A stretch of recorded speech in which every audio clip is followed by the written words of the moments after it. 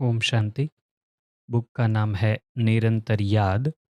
और इस बुक से कुछ योग अभ्यास के लिए कुछ मुख्य मुख्य पॉइंट्स यहाँ पर आई है, जिसमें अलग अलग ऐसे टॉपिक रहेंगे। जैसे पहला है साक्षी दृष्टा स्थिति, दूसरा है विश्व कल्याणकारी स्थिति, और आगे भी बहुत सारी लगाव मुक्त स्थिति, देही अभिमानी स्थिति, बेहद के वैरागी, ऐसे अलग अलग प्रकार की स्थितियाँ, खुशनुमा स्थिति, जो यहाँ पर हम शुरू करेंगे और सुनेंगे।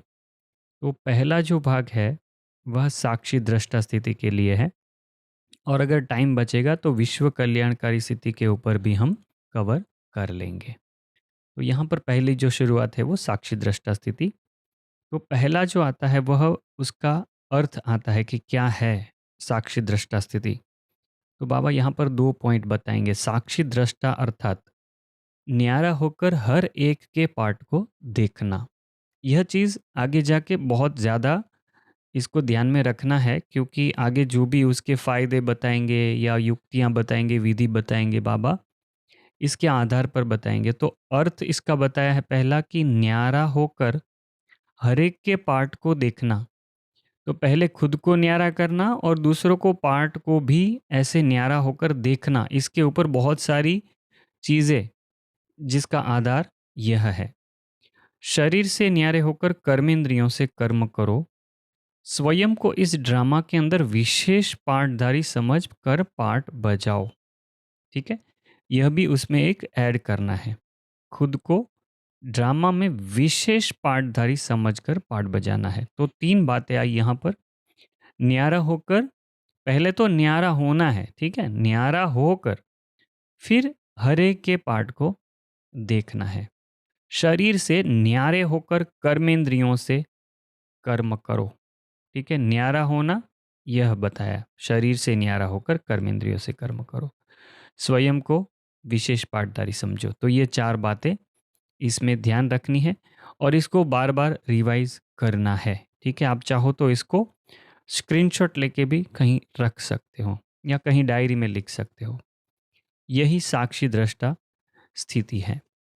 जैसे ड्रामा की सीन सीट पर स्थित हो देखने में ही मजा आता है, ऐसे साक्षीपन की सीट पर सदा स्थित रहो तो हार और जीत के दृश्य को देखकर कभी भी डगमग नहीं होंगे। हमारे जीवन में भी क्या होगा, हार और जीत के दृश्य तो आएंगे ही, ठीक है, मगर साक्षीपन की सीट पर सदा स्थित होकर देखेंगे तो यह देखकर डगमग नहीं होंगे। ठीक है, डगमग नहीं होंगे और एक रस रहेंगे।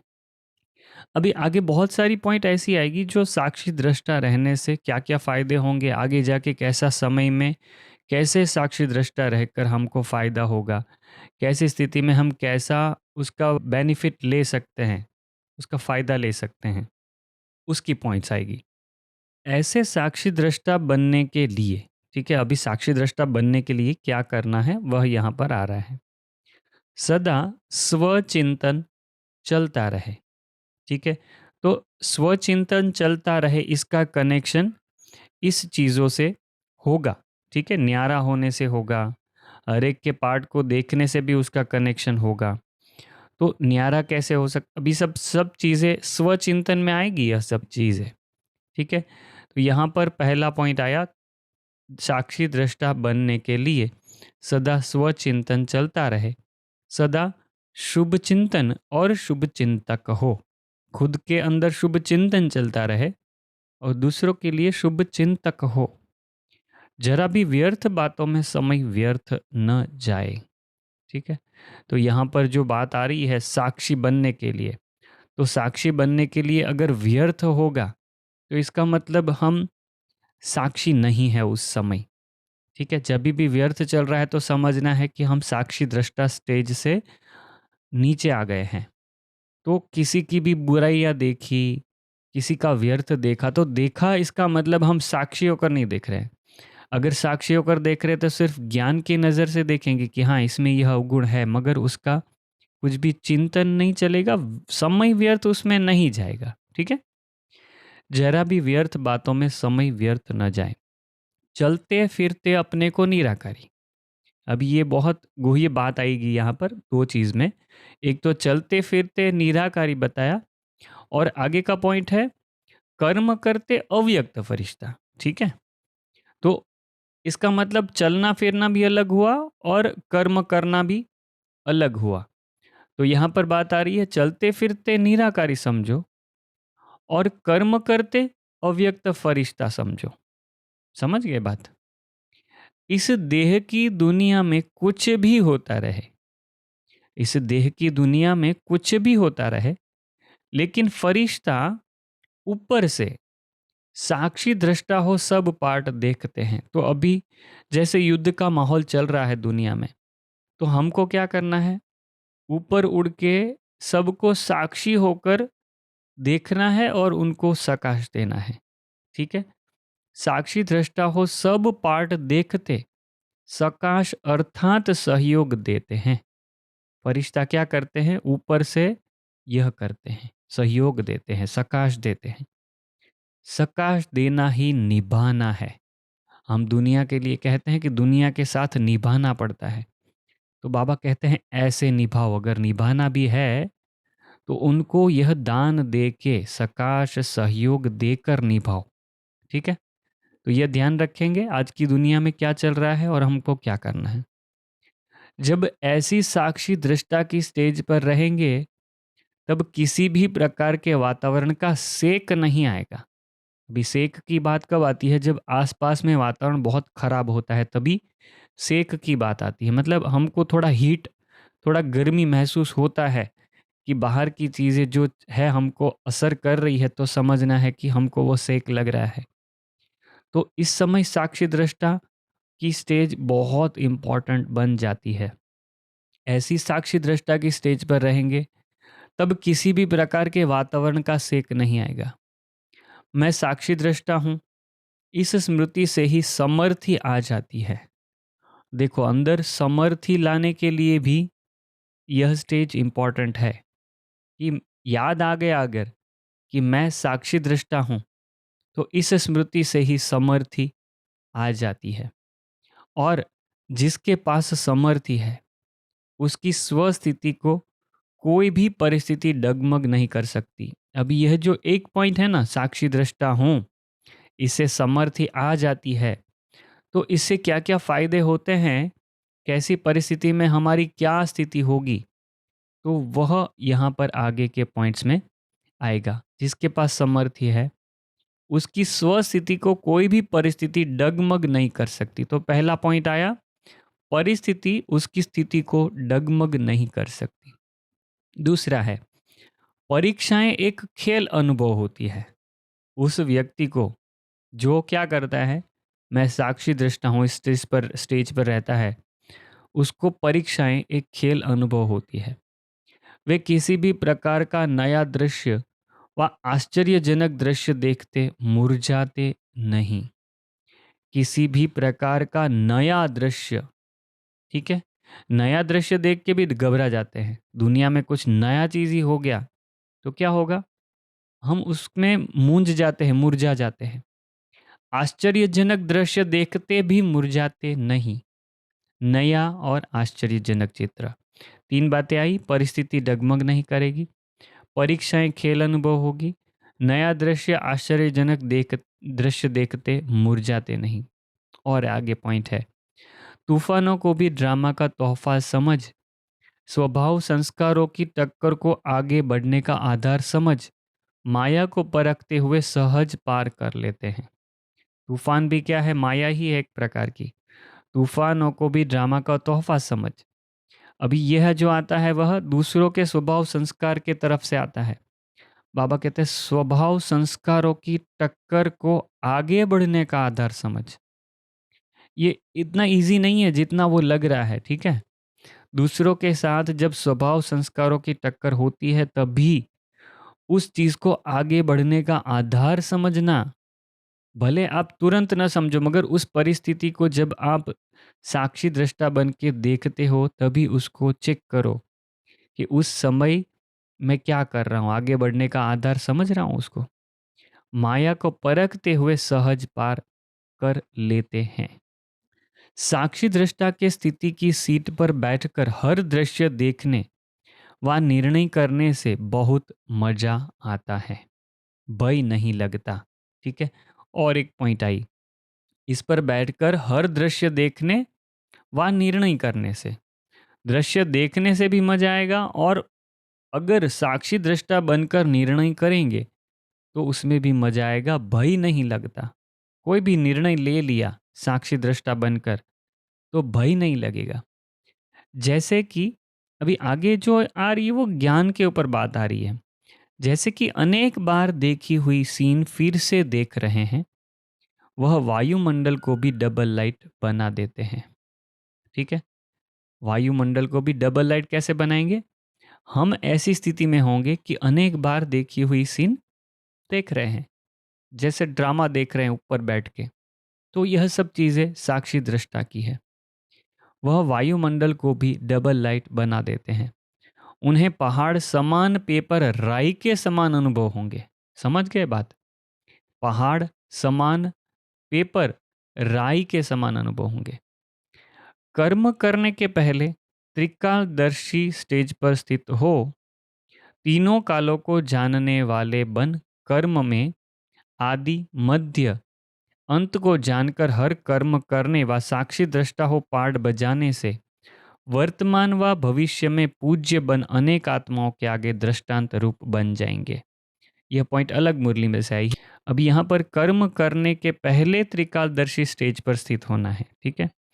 तीनों कालों को जानने वाले बन कर्म के आदि मध्य अंत को जानकर कर्म करना। ठीक है। पहला क्या बात आया? त्रिकालदर्शी स्टेज पर बैठना, तीनों कालों के आदि मध्य अंत को जानना और जानकर हर कर्म करने से, और दृष्टा साक्षी दृष्टा हो पाठ बजाने से, तो क्या होगा? वर्तमान व भविष्य में पूज्य बन। ठीक है। वर्तमान में तो सब आपसे प्रेरणा लेंगे, आप उदाहरण मूर्त बन जाएंगे, दृष्टांत स्वरूप बन जाएंगे, मगर बाबा कहते हैं आगे भी आप पूज्य बन जाएंगे, अनेक आत्माओं के आगे दृष्टांत रूप बन जाएंगे। ठीक है। साक्षी दृष्टा बन कर्म करने से, अभी यहाँ पर जो बातें आ रही है वह साक्षी दृष्टा बनने से क्या क्या होगा वह यहाँ पर आ रहा है। यहाँ से स्टार्ट हुआ वो, तो ये पेज आया, ये पेज आया, और यहाँ पर भी यह उदाहरण बनने की बात आई यहाँ पर, और अभी वापस वैसा ही पॉइंट आ रहा है। साक्षी दृष्टा बन कर्म करने से कोई भी कर्म के बंधन में कर्म बंधनी आत्मा नहीं बनेंगे। ठीक है। साक्षी दृष्टा बन कर्म करेंगे तो क्या होगा? कर्म के हिसाब किताब की यहाँ पर बात आ रही है, कर्म की गुह्य गति के रिलेटेड पॉइंट आ रही है। साक्षी दृष्टा बन कर्म करने से कोई भी कर्म के बंधन में कर्म बंधनी आत्मा नहीं बनेंगे।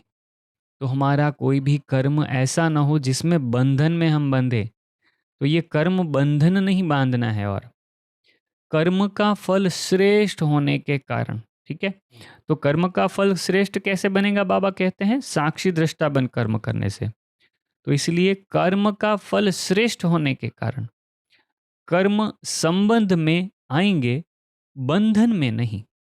हम जो भी कर्म करेंगे साक्षी दृष्टा बनकर, तो हमारा दूसरों के साथ कर्म संबंध बंधेगा, कर्म बंधन नहीं बंधेगा। कर्म संबंध में आएंगे, बंधन में नहीं आएंगे। सदा कर्म करते हुए भी न्यारे और बाप के प्यारे अनुभव करेंगे। तो यह अनुभव करने की बात आई कि कर्म करते हुए हम कर्म से न्यारे अनुभव करें और बाप के प्यारे अनुभव करें। यह दो चीज़ होगी। साक्षी बनने से हम अपने आप को चेक कर सकते कि हमारे कर्म करने के बाद हमको कैसी फीलिंग आई। ठीक है। तो न्यारा लग रहा था, बाप का प्यारा लग रहा था, तो समझना है कि हम साक्षी दृष्टा बनकर कर रहे थे। अनुभव करेंगे। ऐसी न्यारी और प्यारी आत्माएं अभी भी अनेक आत्माओं के सामने दृष्टांत अर्थात एग्जाम्पल बनते हैं। न्यारे प्यारे आत्माएं अनेक आत्माओं के सामने अभी भी मतलब यह वर्तमान समय में वह दृष्टांत बनेंगे, जिसको देखकर अनेक आत्माएं स्वयं भी कर्मयोगी बन जाती है। उन्हें देखकर ही दूसरी आत्माएं कर्म योगी बन जाती है। देखो कितनी गुह्य बात आई यहाँ पर। हम कर्म करें उसके ऊपर से दूसरे कर्मयोगी बन जाएं। साक्षी दृष्टा की स्थिति और साथीपन की विशेषता से, यह दोनों चीज, हम खुद तो साक्षी हैं मगर साथ में साथीपन भी है। मतलब साथी किसके साथ? भगवान के साथ, भगवान का साथी, बाप दादा के साथ कार्य कर रहे हैं। साक्षी दृष्टा की स्थिति और साथीपन की विशेषता से ड्रामा के हर पार्ट बजाने से टेंशन मुक्त बन जाते हैं। तो हम कितना टेंशन से मुक्त रहते हैं, उससे ऊपर से हम जान सकते हैं कि हम साक्षी कितना रहते हैं, बाप के साथी कितना रहते हैं। ठीक है, अगर टेंशन आई तो समझना है कि आज साक्षी या तो साथी, दोनों में से एक में गड़बड़ी कर दी है। अभी किसी बात में क्या और क्यों का प्रश्न नहीं उठता। ठीक है, एक तो टेंशन मुक्त हो जाएंगे। और टेंशन आने का कारण भी बहुत सारा क्या होता है, यह क्यों हुआ, यह क्या हुआ, अब कैसे होगा, क्यों हुआ। ठीक है, दुनिया में जो भी हो रहा है उसके लिए भी सोचते हैं यह कैसे हो रहा है, क्यों हो रहा है। बाबा ने तो सब बता के ही रखा है, तो क्यों क्या क्या प्रश्न नहीं होना चाहिए। किसी भी बात में क्या और क्यों का प्रश्न नहीं उठता। तो ये दोनों वाक्यों को साथ में समझेंगे तो आपको समझ में आएगा कि टेंशन का बहुत बड़ा कारण क्यों और क्या, इस दोनों को हटा देना है। क्यों हुआ, जैसा होना था वैसा हुआ, ड्रामा में था। क्यों हुआ, ड्रामा में था। ठीक है, यह क्या और क्यों के प्रश्न ही टेंशन पैदा करते हैं। देखो बाबा ने आगे की लाइन में ही यह चीज क्लियर कर दी कि यह क्या और क्यों के प्रश्न ही टेंशन पैदा करते हैं। तो आपको भी अगर टेंशन हो रहा है तो देखो कि कौन से चीज़ में हमको क्या क्यों ये सब आता है, तो उसको सबको हटा दो दिमाग से। लेकिन संगम युगी श्रेष्ठ पाठधारी नॉलेजफुल आत्माएं जो साक्षी दृष्टा स्थिति बना लेती है, वह सब बातों को जानने के कारण निश्चिंत रहती है। सब बातों को जानने के कारण, तो हमको यह भी ध्यान में रखना है कि हमको सब पता है। ठीक है, हम सब बातों को जानते हैं। टेंशन आए तो भी यह चीज याद रखनी है कि हम तो सब कुछ जानने वाले हैं, सब कुछ जान लिया है हमने। टेंशन में नहीं आती, सब बातों को जानने के कारण निश्चिंत रहती है, टेंशन में नहीं आती। यदि किसी आत्मा का तमोगुणी अर्थात अज्ञान का पार्ट है, अभी देखो टेंशन में आने का दूसरा एक कारण यहाँ पर आया। किसी आत्मा सामने जो आत्मा आती है, हमारे परिवार में है, हमारे करीबी हैं रिश्तेदार, उनके कुछ तमोगुणी या अज्ञान का पार्ट, इसमें बहुत विस्तार में जा सकते हैं। तमोगुणी और अज्ञान का पार्ट मतलब बहुत सारी चीज़ें आ जाएगी इसमें। तो ऐसा कुछ भी पार्ट बजा रहे हैं हमारे सामने तो क्या होगा, तो उसको क्या करना है वह यहाँ पर आ रहा है। तो शुभ भावना और शुभ कामना से उनके पार्ट को साक्षी हो देखते हुए, पहले क्या करना है, शुभ भावना शुभ कामना रखते हुए उनको पार्ट को साक्षी हो देखना है। शांति और शक्ति का दान भी देना है। कोई कैसा भी उल्टा सीधा कर रही है, ये एकदम सरल बात नहीं है। दुनिया में करने जाएंगे तो इसके ऊपर बहुत अभ्यास करना पड़ेगा, तभी यह स्थिति आएगी। शुभ भावना शुभ कामना से उनके पाठ को साक्षी हो देखते हुए शांति और शक्ति का दान देना है।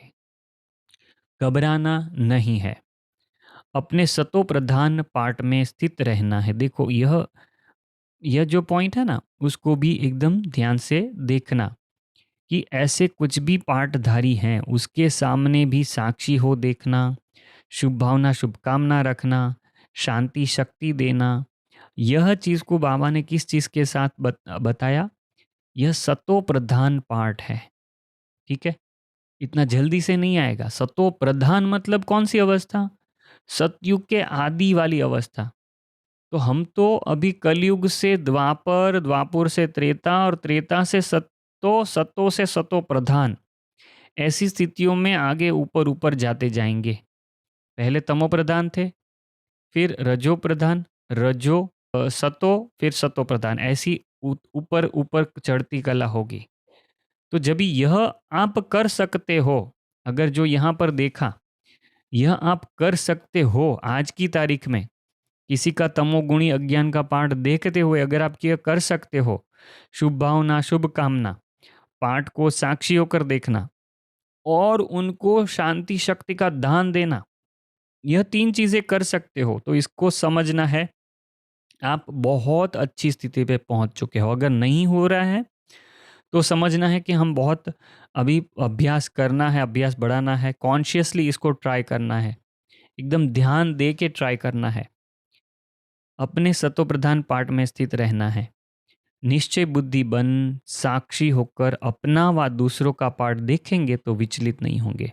देखो यहाँ पर यह जो शब्द है ना अपना, वह भी बहुत डीप आप सोचने लायक शब्द है। निश्चय बुद्धि बन, पहले तो निश्चय बुद्धि बन दूसरों का पाठ तो देखना ही है, निश्चय बुद्धि और साक्षी होकर अपना और दूसरों का पाठ देखेंगे। दूसरे का पाठ देखना तो चलो ठीक है, हमको देखना है, खुद का पाठ देखना यह थोड़ा गुह्य सोचने लायक बात है। ठीक है, साक्षी होकर अपना पाठ और दूसरों का पाठ देखेंगे तो विचलित नहीं होंगे। एक तो हरेक के संस्कार भिन्न भिन्न हैं, दूसरा कोई ना कोई माया का रूप बनकर भी आते हैं, कोई ना कोई माया का रूप बनकर भी आते हैं, यह तो खत्म होगा ही नहीं। देखो यह शब्द समझ के लेना ध्यान से, यह तो खत्म होगा ही नहीं, लेकिन उसमें स्वयं कमल पुष्प के समान सेफ रहने के लिए अभी दुनिया में जो भी माया के रूप बनकर आते हैं या कुछ भी अलग अलग भिन्न भिन्न संस्कार वाले लोग आते हैं, तो यह खत्म नहीं होने वाला है, बाबा ने बोला। मगर साक्षीपन की स्थिति में रहने से कमल फूल के समान सेफ रह सकते हैं। स्वयं कमल फूल के समान सेफ रहने के लिए साक्षीपन की स्थिति में रहने का अभ्यास करो। संस्कार भिन्न भिन्न होते हुए भी टकराव न हो, इसके लिए नॉलेजफुल हो जाओ।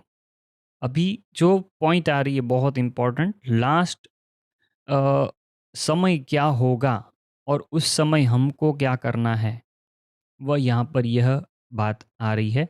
उसके बाद यह पार्ट शायद ख़त्म हो रहा है और उसके बाद वीडियो ख़त्म करेंगे, यह इसका एक आध पॉइंट शायद थोड़ा पढ़ लेंगे और उसके बाद ख़त्म करेंगे, तो दूसरे भाग में यह हम कवर कर लेंगे। यह बुक आपको कैसी लग रही है कमेंट में ज़रूर डालिएगा।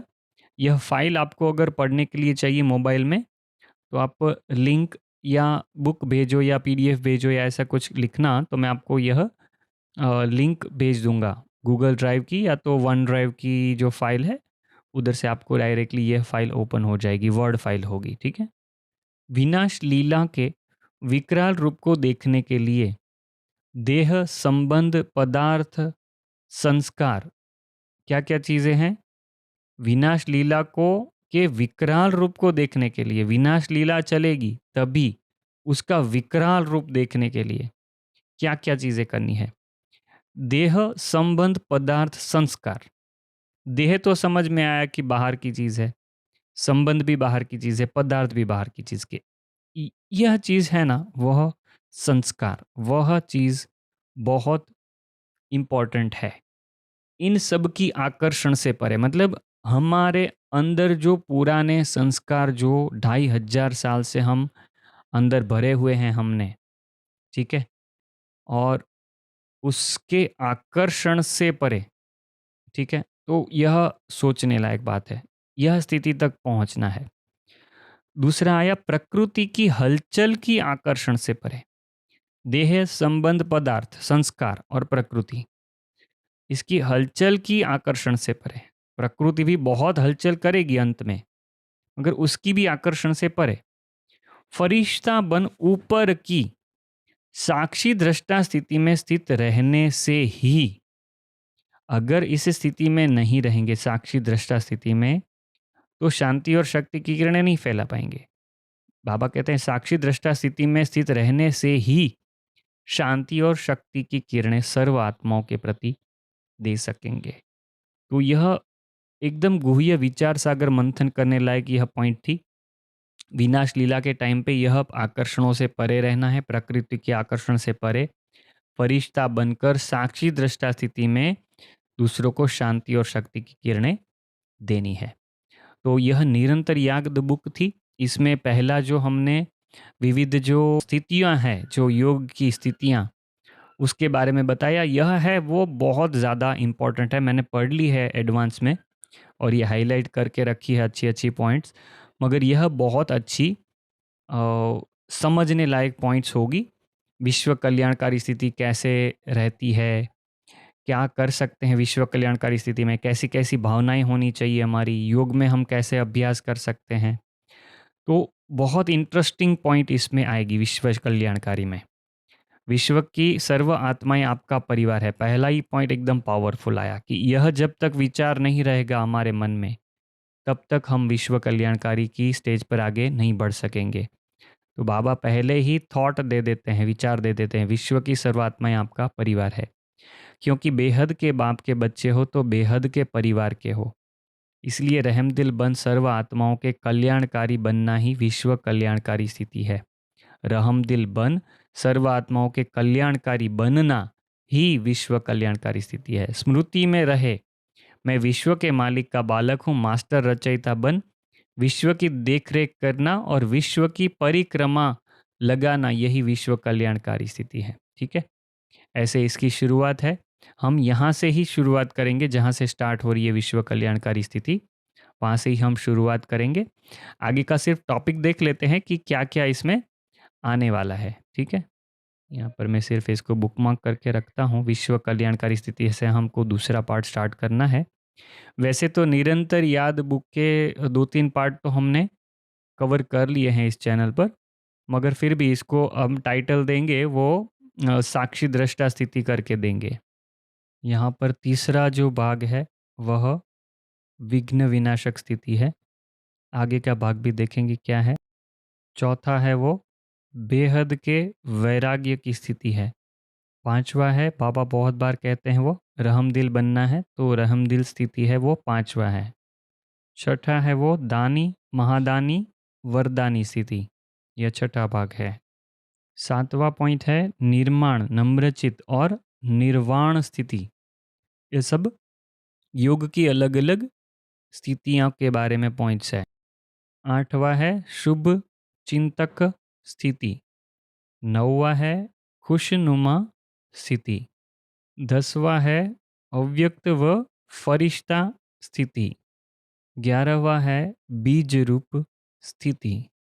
और ये 11वां के बाद यहाँ पर कुछ मुरलियों से कुछ पॉइंट्स शुरू हो रही है, जो कि निरंतर याद के बारे में मुरलियों से ली हुई है पॉइंट्स। ये सब निरंतर योग युक्त रहने के लिए मुरली से निकाले हुए महावाक्य निरंतर याद कैसे रहे, यहाँ से वो एक अलग ही पार्ट स्टार्ट हो रहा है।